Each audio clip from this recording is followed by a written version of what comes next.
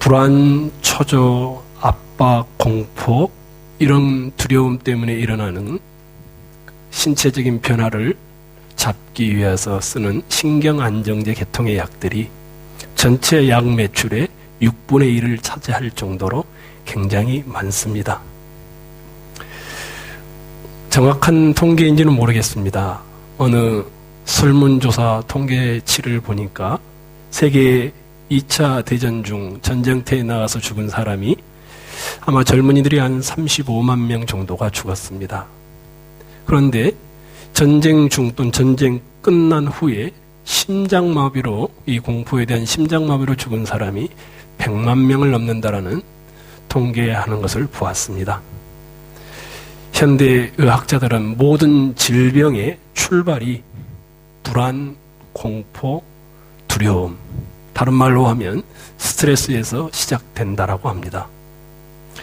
제가 여기 왔는데 제가 알고 있는 4분이, 정확하게 4가정이 암에 걸려서 치료 중에 있거나 또 고통 중에 있는 것을 제가 만나서 확인을 했었습니다. 그만큼 이민사회를 살아가는 일도 쉽지 않다라는 것을 증거하는 것일 것입니다. 혹시 여기 앉아 계신 분들은 마음이 어떠신가요? 유대에 이런 말이 있습니다. 유대인 랍비가 했던 말 중에 하나인데요. 당신이 죽었을 때는 벌레가 당신의 육체를 먹고 당신이 살아있을 때에는 근심과 걱정이 당신의 마음을 좀 먹는다. 마음의 불안을 가지고 있지 않나요? 겉으로는 표현하지 않지만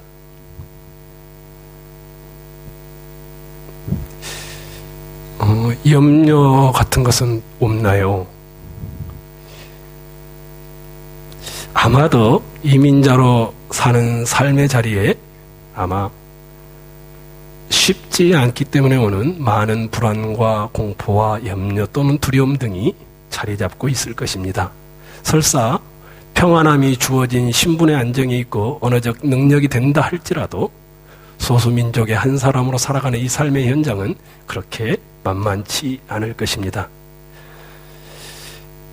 갑이 되어 살고 싶었는데 어쩔 수 없이 을이 되어 살아가는 존재인 우리들, 또 을이면서도 같은 을과 같은 사람들을 핍박하거나 또 조롱하면서 살아가는 우리의 모습들, 이 모든 것들이 불안과 염려에서 출발한다고 합니다. 그런데 우리만 그렇게 느꼈던 것 같지는 않습니다. 오늘 여러분이 읽었던 이 본문은 어떻게 보면 굉장히 근사한 본문이지만 그 앞뒤의 전후는 전혀 그렇지가 않습니다. 오늘 본문을 다시 한번 띄워주시면 좋겠는데요. 한번 보시고 같이 한번 읽어볼까요? 읽도록 하겠습니다. 시작. 항상 우리를 그리스도 안에서 이기게 하시고 또 말미암아 각자에서 그리스도를 아는 그를 나타내시는 하나님께 감사하노라. 하나님이 어떤 분으로 나오시냐 하면 항상 그리스도 안에서 이기게 하시는 하나님이시다. 조금 더 쉽게 표현하면 승리를 늘 맛보게 하시는 하나님이시다. 그래서 그 하나님께 감사의 고백을 한다. 바울이 승리하게 계신 하나님께 감사한다고 하면서 덧붙이는 단어가 하나 또 있습니다. 즉 부사죠. 항상 감사한다. 이 말을 들으면 굉장히 우리가 오해하기가 쉽죠. 사도 바울은 특별한 사람이어서 365일 매일 24시간을 늘 감사를 했는데 어떻게 저런 일이 가능할까? 일이 잘 풀리고 또 좋은 형편에 있었기 때문에 감사한 것일까? 절대 그렇지가 않습니다. 항상 우리를 그리스도 안에서 이기게 하시고 우리로 말미암아 각처에서 그리스도로 하는 냄새를 나타내시는 하나님께 감사하노라 했을 때 바울의 형편은 정반대였습니다.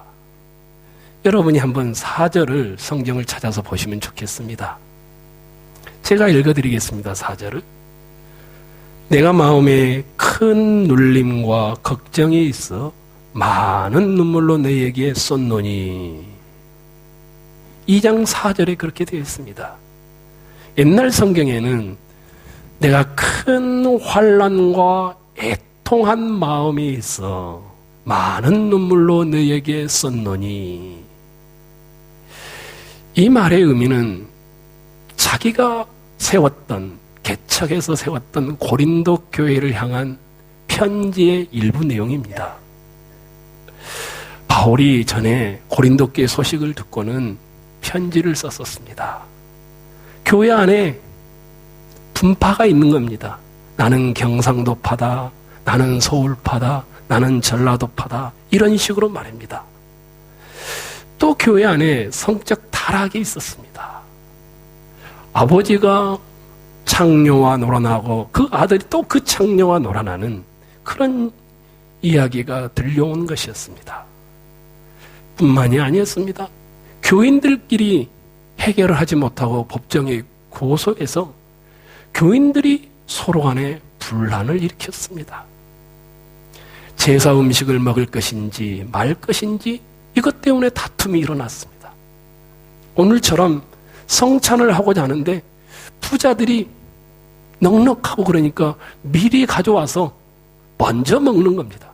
가난한 사람들은 죽으라고 일을 하다 왔는데 이 성찬에 참여할 수가 없는 이런 형편에 놓이게 되었습니다.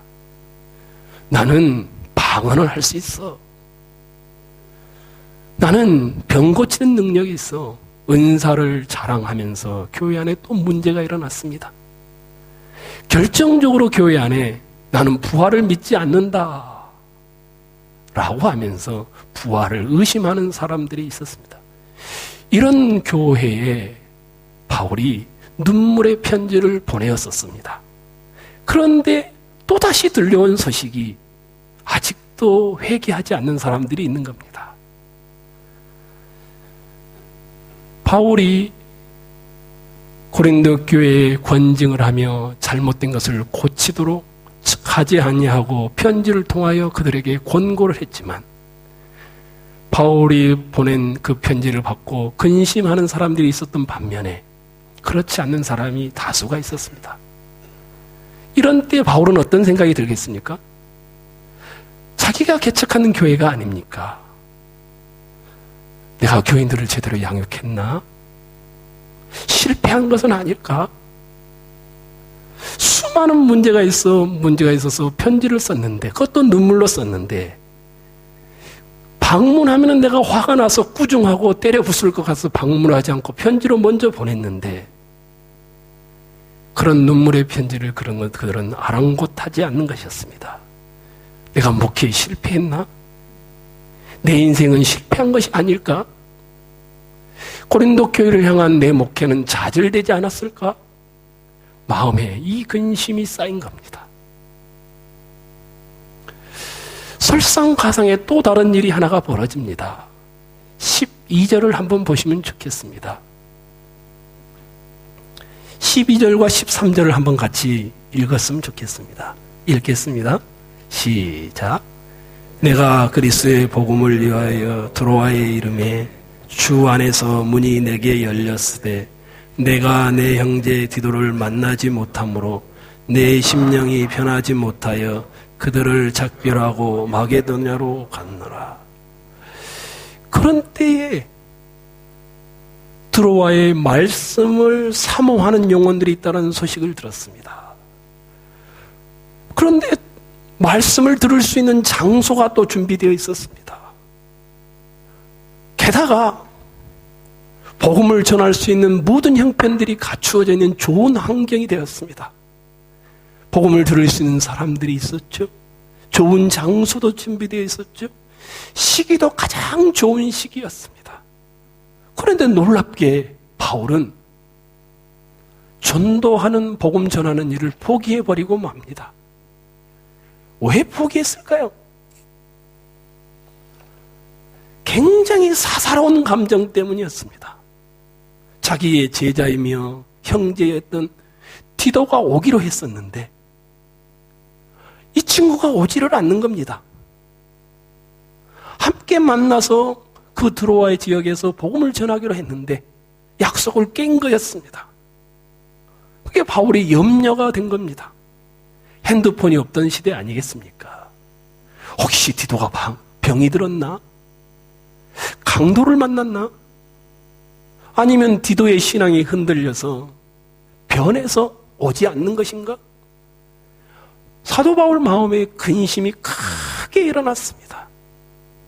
근데 이것이, 이 염려가 지나쳐서 복음을 전할 수 있는 문이 열렸고 사람이 있고 장소가 다 있고 시기도 좋은데 그것을 포기해버립니다. 내가 내 형제 디도를 만나지 못함으로 내 심령이 편치 못해서 마게도냐로 가버립니다. 고린도 교회를 개척해서 고린도 교인들을 제대로 양육하는데 실패했습니다. 수많은 문제가 있는 그 교회를 향한 눈물의 편지를 썼는데 받아들이지를 않는 것이었습니다. 드로아의 복음의 문이 열렸을 때 기회를 잘 포착해서 열심히 일해야 할 것을 포기하고 어쩌면 우유부단하게 자기 감정에 사로잡혀서 갈팡질팡하며 마게도냐로 갔던 시점이었습니다. 어떤 면에서 바울은 자기 자신이 스트레스를는지 모르는 상황입니다. 목회도 실패했죠. 전도의 문이 열렸는데 디도라는 자기 한 형제 때문에 마음이 편치 못하여 우유부단하게 돌아가 버렸죠. 얼마나 자기 자신이 미웠겠습니까? 실패자이죠. 우유부단한 자이죠. 좌절이 되지 않겠습니까? 사도 바울이 복음 전하는 것을 포기하게 만들 정도로 바울의 심령이 낙심되고 불편했습니다. 이것이 어쩌면 우리의 모습이 아닐까요? 늘 염려와 근심과 좌절이 있는 모습. 전미선 배우라는 분이 전주 한 호텔에서 아주 활동을 열심히 하며 영화 개봉을 앞두고 자살을 했습니다. 40대 후반의 여성 배우였습니다. 또 얼마 전에는 전 국회의원이었던 정두환 전 의원이 합리적인 보수주의자로 소문이 났던 그 의원이 자기 집 근처에 있는 공원에서 또 자살을 했습니다. 그분은 60대였습니다. 3일 전인가요? 2일 전인가요? 서울대 대학원의 한 학생이 대학원 교실에서 또 자살을 했습니다.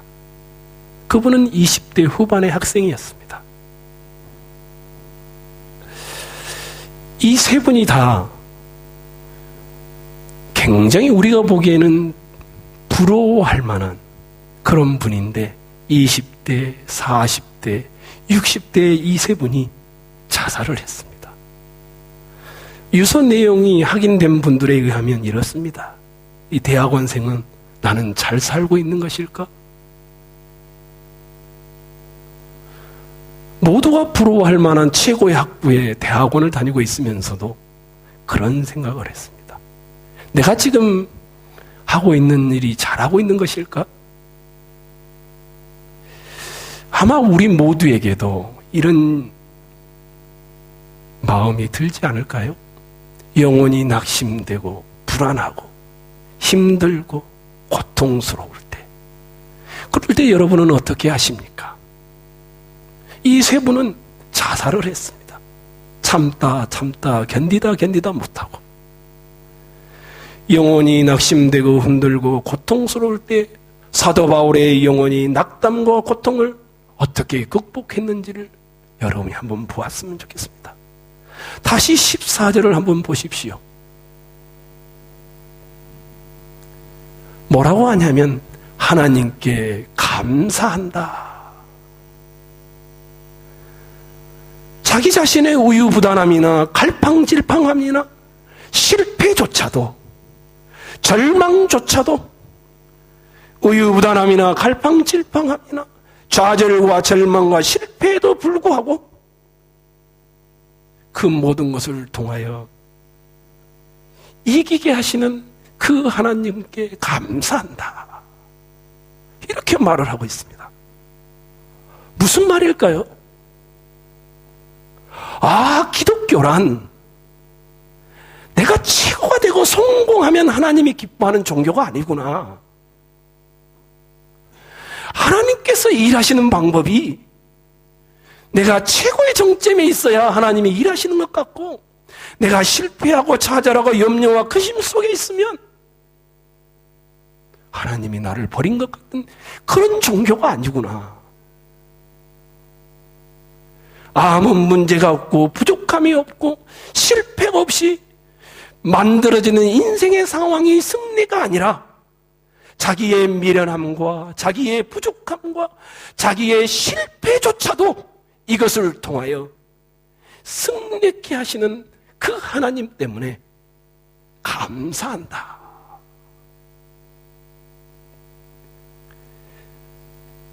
여러분, 행복하고 잘 되는 것이 기독교가 아닙니다. 하나님께서 성도들의 삶을 간섭을 어떻게 하실까? 사도 바울은 하나님이 어떤 분이시기에 이렇게 감사하고 있을까? 불안과 실패와 우유부단함과 포기와 염려와 근심 속에 있었던 바울은 이렇게 말하죠. 성도로 하여금 이기게 하시는 하나님이 있기 때문에 감사한다.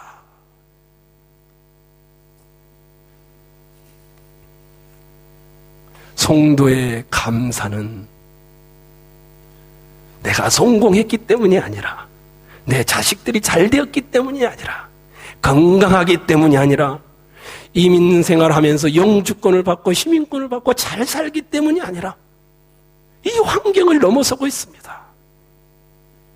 모든 불안한 상황 가운데서도 하나님은 성도들로 하여금 이기게 하시는 분이라는 사실입니다.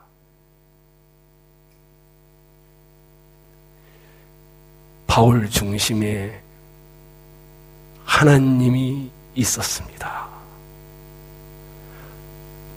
우리는 하나도 실패하는 일 없이 하나님이 우리에게 부여한 인생을 승리하며 영광을 돌리며 살면 얼마나 좋겠습니까? 그런데 성경을 보면 그렇지가 않습니다.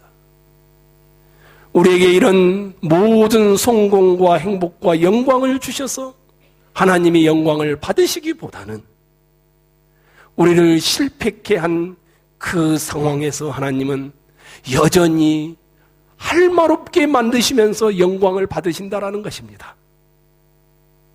내가 최고의 것을 드리지 못했는데, 실패했는데, 갈팡질팡했는데, 우유부단했는데, 심각한 좌절로 자기가 싫었는데, 항상 우리를 그리스도 안에서 이기게 하시고 우리로 말미암아 각처에서 그리스도를 아는 냄새를 나타내시는 하나님께 감사하노라.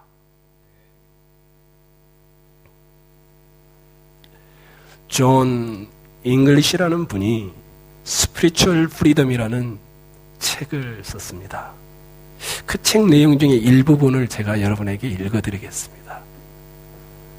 사람을 사람답게 만드는 것은 무엇인가? 사랑의 경험이다. 공부를 많이 한다고 사람 되는 것이 아니다. 환경이 좋아진다고 사람 되는 것이 아니다. 물질이 좀 잘 살게 되고 좋은 차를 끌고 좋은 집에 산다고 사람이 되는 것이 아니고 사람이 달라지지도 않는다. 풍요로움은 오히려 반대를 낳는다. 사람으로 사람답게 하는 것은 오직 사랑의 경험이다. 뜨거운 사랑, 확실한 사랑, 절대적인 사랑을 경험한 자들은 이렇게 말한다. 이대로 죽어도 좋다. 이런 사랑을 한번 해보고 한번 받아보았으면 이대로 죽어도 좋다. 화끈한 사랑을 경험한 사람들은 거기에 인생을 다 드린다.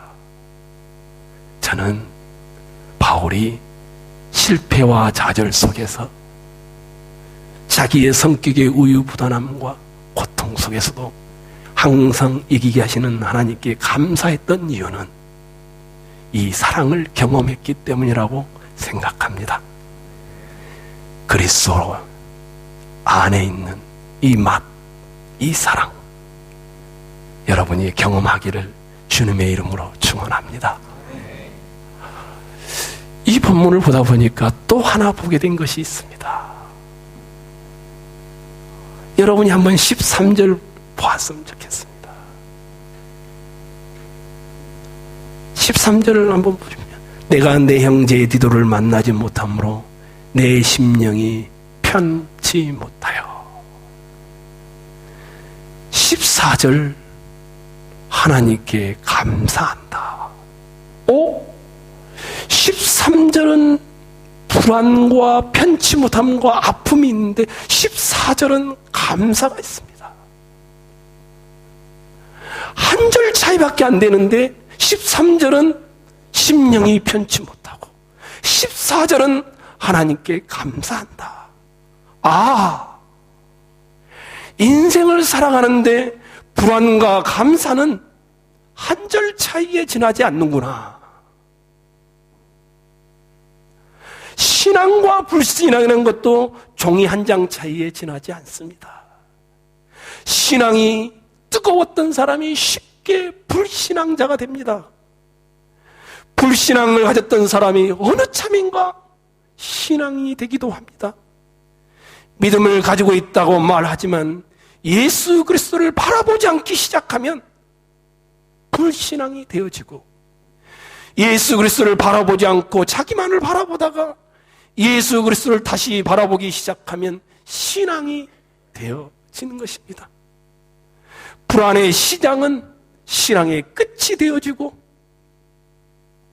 주님을 바라보는 것은 불안과 염려의 끝이 되어지는 것입니다. 그래서 신앙과 불신앙은, 염려와 감사는 한 절 차이에 지나지 않습니다. 여러분과 제가 이 이민사회를 살아가며 세상 앞에 서 있으면 우리는 늘 비교하며 불안할 수밖에 없습니다. 우리 자신을 바라보아도 안타까움 그것밖에는 없습니다. 우리 능력을 바라보아도 답답하기 그지없습니다. 그런데 그런 여러분이 하나님을 바라보기 시작하면, 하나님을 중심으로 하여 자기를 보기 시작하고 세상을 보기 시작하면 감사가 나옵니다. 예수 그리스도의 신앙을 받으면 마음에 평안이 찾아옵니다. 성령을 의지하면 똑같은 환경인데 감사가 터져 나옵니다. 신앙과 불신앙은 종이 한 장 차이입니다. 신앙이 무엇입니까? 그래서 저는 이렇게 말합니다. 신앙은 불안과 염려를 뒤집어 엎는 것이다. 불신앙을 신앙으로 뒤집으십시오. 불안감과 불만족을 감사와 기쁨으로 뒤집는 것이 여러분이 이곳에서 살아가는 삶의 중심이 되는 신앙이 되시기를 주님의 이름으로 축원합니다. 힘드시죠? 이민생활 하시기가. 모르겠습니다. 제가 와서 전에 안디옥 교회를 다녔던 분들도 만나고 목회를 하고 있는 또 PTC를 나왔던 친구들도 많이 만났습니다. 제가 오죽했으면, 친구 목사님들한테 그랬습니다. 그런 이야기 말고 좋은 이야기 좀 해봐라.